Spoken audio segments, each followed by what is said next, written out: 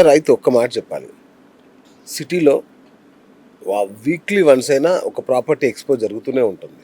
చాలా పెద్ద పెద్ద సంస్థలు, ఎగ్జాక్ట్లీ. పెద్ద పెద్ద ఛానెల్స్ కూడా నిర్వహిస్తుంటాయి. So, why biz network?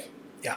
దీనికి నేనెందుకు రావాలి? మీ యూఎస్‌పీ ఏంటి దీనికి? Exactly sir. ఇప్పుడు మనం పెద్ద దాన్నేమంటారు, ధనం బాగా ఖర్చు అయ్యే ఒక నెట్వర్కింగ్ ఆర్గనైజేషన్ని డబ్బే ఖర్చు కాకుండా ఒక ప్లాట్ఫామ్ని జనరేషన్ చేసి పెట్టాం.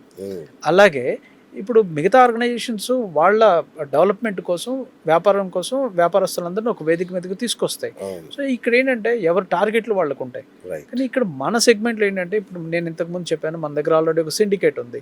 మన దగ్గర already real estate allied industry people మన నెట్వర్క్లో దాదాపుగా టోటల్ నెట్వర్క్ మెంబర్షిప్ వచ్చి దగ్గర దగ్గర 6,500 మంది మన మొత్తం క్లబ్ అండ్ చాప్టర్స్లలో ఉన్నారు. సో ఈ 6,000 మందిలో కనీసం రియల్ ఎస్టేట్కి సంబంధించిన వాళ్ళు ఒక 400 మంది ఉంటారు కదండి. సో ఈ 400 మందికి డైరెక్ట్ బిజినెస్ నెట్వర్క్ ఇప్పించడం దాని బాధ్యత కదండి. At the same time industry ఇప్పుడు బాగా వీక్ అయిపోయి విపరీతంగా రేట్లు పెరిగిపోయినాయి. ఇప్పుడు compare to the Bengaluru, compare to the Bombay, compare to the Hyderabad, అందరూ ఏమనుకుంటారంటే హైదరాబాద్లో రేట్లు తక్కువ అనుకుంటారు, కానీ బెంగళూరులో రేటు తక్కువ. బెంగళూరులో రెంట్లు ఎక్కువ, హైదరాబాద్లో రెంట్లు తక్కువ.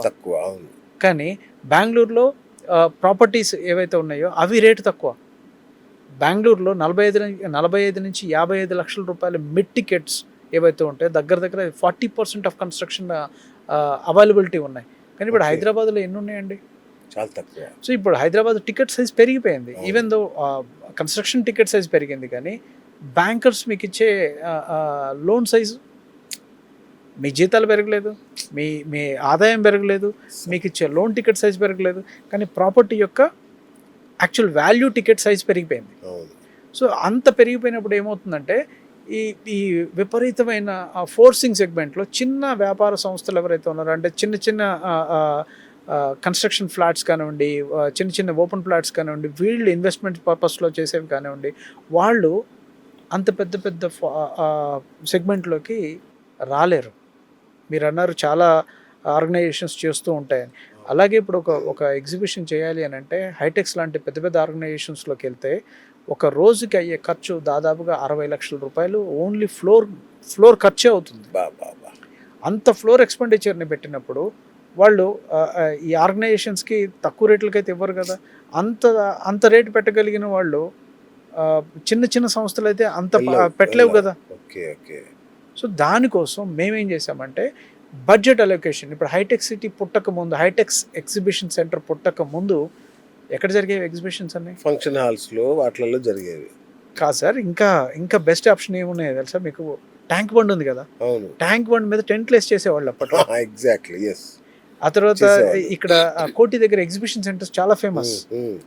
సో అలాగే సికింద్రాబాద్లో జొరాస్ట్రియన్ క్లబ్ అని 1930లో అక్కడ క్లబ్ స్థాపించబడింది జ్యూస్ తోటి. సో ఈవెన్ పర్షియన్స్ ఉంటారు కదా, పర్షియన్స్ క్రిస్టియన్స్ ఉంటారు, వాళ్ళ కమ్యూనిటీ ఆధ్వర్యంలో అక్కడ పెట్టడం జరిగింది. It's wonderful subject. అక్కడ దాదాపు 150 to 200 కార్స్ పార్కింగ్ ప్లేస్ ఉంటుంది. సో ఇంకా చాలా పెద్ద ఏసీ కమ్యూనిటీ సెంటర్ ఉంది. సో అది ఒకప్పుడు ఎగ్జిబిషన్స్కి సికింద్రాబాద్లో పెట్టింది పేరు. So opposite to the Paradise. Okay, super. So ఇలా ఉంటుంది అక్కడ. అగైన్ మళ్ళీ మనం బడ్జెట్లోనే వెళ్దాం. సో బడ్జెట్లో వెళ్ళినప్పుడు ఏమవుతుందంటే మనం కస్టమర్లకి, అంటే ఎగ్జిబిటర్స్కి తక్కువ బడ్జెట్లో మనం స్టాల్స్ ఇవ్వగలిగితే ఆ ఏరియాలో ఉన్న బస్తీ పీపుల్ ఎవరైతే ఉన్నారో, సో అక్కడ అంటే పెద్ద పెద్ద సంస్థలు పెట్టే ఎగ్జిబిషన్స్కి వెళ్తే అక్కడ రేట్లు ఎక్కువ ఉంటాయి అనే థాట్ ప్రాసెస్ నుంచి మిడ్ రేంజ్ ఆఫ్ టికెట్ సైజ్ని ఇక్కడ ఇంట్రడ్యూస్ చేద్దాం. ఈవెన్ దో ₹1,00,00,000 అనేది ఫ్లాట్ సైజ్ అనేది ఇక్కడ మీకు దొరకపోవచ్చు, ఇంకా తక్కువే ఉండాలి. Correct. Below 1 crore rupees ticket సైజులని ఇక్కడ మనం ఇంట్రడ్యూస్ చేయాలని, మిడ్ రేంజ్, బేసిక్ రేంజ్ ఎవరైతే బిల్డర్స్ ఉన్నారో వాళ్ళకి ఈ వేదిక అద్భుతంగా ఉపయోగపడాలి. మిడిల్ క్లాస్ మెన్ ఎవరైతే ఉన్నారో వాళ్ళకి ప్రాపర్టీ, సరే ఇక్కడికి వెళ్తే 50 లక్షలు, 60 లక్షలు, 70 లక్షలు ప్లాట్లు దొరుకుతాయి, సో ఫ్లాట్స్ దొరుకుతాయి. సో అన్న కాన్సెప్ట్ అంటే చిన్న చిన్న వాళ్ళకి తక్కువ రేట్లో మనం పెట్టినప్పుడు వాళ్ళు ఎవరైతే బిజినెస్ పీపుల్ ఉన్నారో వాళ్ళు వస్తారు. అలాగే తక్కువ బడ్జెట్లో వచ్చినప్పుడు క్లయింట్స్ కూడా ఎంగేజ్ అవ్వడానికి ఛాన్స్ ఉంది. వాళ్ళు కొంటారా కొనకపోతే తర్వాత సంగతి, కానీ హైదరాబాద్లో రేట్లు పెరిగినాయి అన్న థాట్లో నుంచి అరే వాళ్ళు ఫోకస్ అవ్వట్లేదు, వాళ్ళు ఎలివేట్ అవ్వట్లేదు, వాళ్ళు ఇక్కడ దొరికారు మాకు అని చెప్పేసి కాన్సెప్ట్ని మనం ఇంట్రడ్యూస్ చేయాలి కదా. Super sir. And me caption చూశాను నేను, డిస్కవర్, ఇన్వెస్ట్, గ్రో. ఇది బయర్స్ కోసమా సెల్లర్స్ కోసమా ఈ థీమ్? ఇద్దరి కోసమే. ఓకే. ఎందుకంటే ఇప్పుడు ఎవరైతే బయ్యర్ ఉన్నారో వారిని సెల్లర్ డిస్కవర్ చేయాల్సిందే, సో సెల్లర్ని బయ్యర్ డిస్కవర్ చేయాల్సిందే. సో ఏది కూడా పరిచయం మా వంతు, పరిశీలన మీ వంతు. మేము పరిచయం చేసింది గొప్పదే అయ్యి ఉండదు, గొప్పదాన్ని మేము పరిచయం కూడా చేయలేం కదా సార్. నా ఎగ్జాంపుల్ చెప్తాను, అంటే బిజినెస్ నెట్వర్క్ అని నాకు ఎందుకు ఇష్టమో చెప్తాను నేను. మన బిజినెస్ నెట్వర్క్ కొంపల్లి చాప్టర్కి దాని పార్ట్నర్ నన్ను ఇన్వైట్ చేశాడు గెస్ట్గా. సో చాలా నెట్వర్క్స్కి వెళ్తుంటాను కానీ చలో అని నేను కూడా వచ్చాను. సో వినోద్ అని నా ఫ్రెండ్ దాన్ని చూసుకుంటాడు. సో మీరు నమ్మరు సార్, ఆ ఒక్కరోజే నాకు 10 క్లయింట్స్ వచ్చారు. నాకు ఇంటర్వ్యూ చేయడానికి 10 క్లయింట్స్ వచ్చారు నాకు. మీరు రేట్ తగ్గిస్తే మొత్తం వచ్చేవాళ్ళు కొంచెం సీరియస్గా, అంటే అంతకంటే తగ్గించలేకపోయాను సార్. Cost right. ఎప్పుడైనా సరే అట్లీస్ట్ ఇక్కడ నుంచి నేను మీ మోడల్లోకి వచ్చేస్తా, మీరు చెప్పినట్టు వింటా నేను. ఎందుకంటే అర్థమైపోయింది నాకు ఎక్కడ బిజినెస్ ఉందనేది నాకు ఇప్పుడు అర్థమైంది. అంటే జస్ట్ ఒక్కరోజు వచ్చిన నాకే ఇంత బిజినెస్ జరుగుతుంటే బిజినెస్ నెట్వర్క్లో ఉన్న వాళ్ళకి ఎంత బిజినెస్ జరుగుతూ ఉండాలనేది నాకు. ఏదైనా ఒకటే sir, consistency. So consistency maintain చేయాలంటే రిపీటెడ్ ఆడియన్స్ ఉండాలి, రిపీటెడ్ క్లయింట్స్ ఉండాలి, రిపీటెడ్ ఆపర్చునిటీస్ ఉండాలి. ఆపర్చునిటీ ఒకసారి రావడమే గొప్ప, అది మళ్ళీ రిపీట్ అవడం అంటే మీరెంత స్పీడ్ ఉండాలి, మీరెంత జెన్యున్గా ఉండాలి, మీరెంత కాస్ట్ ఎఫెక్టివ్ ఉండాలి. కరెక్ట్. సో ఇప్పుడు బాగా జెన్యున్గా ఉన్నాం, బాగా సూపర్ ఉన్నాము, 500 రూపాయలు రేట్ ఎక్కువ పెట్టామంటే జనం కొనరు కదండి. అవును. సో తక్కువ మంది ఉంటారు, ఆ సెగ్మెంట్ వేరే ఉంటుంది. సో ఏదైనా అంతే. ఇప్పుడు రోడ్డు మీద టీ 20 రూపాయలకి అమ్ముతారు, నీలోఫర్కి వెళ్తే 400 రూపాయలకి టీ అమ్ముతున్నారు కదా. ఓకే. 5 స్టార్ హోటల్కి వెళ్తే 700 రూపాయలకి టీ అమ్ముతున్నారు కదా. రైట్. సో అక్కడికి వెళ్ళే పర్సన్స్ దాని క్వాంటిటీ తగ్గుతూ ఉంటుంది. మనకి ఎక్కువ మంది కావాలన్నప్పుడు మనం తక్కువ ప్రైస్లోనే వెళ్ళాలి. ఓకే.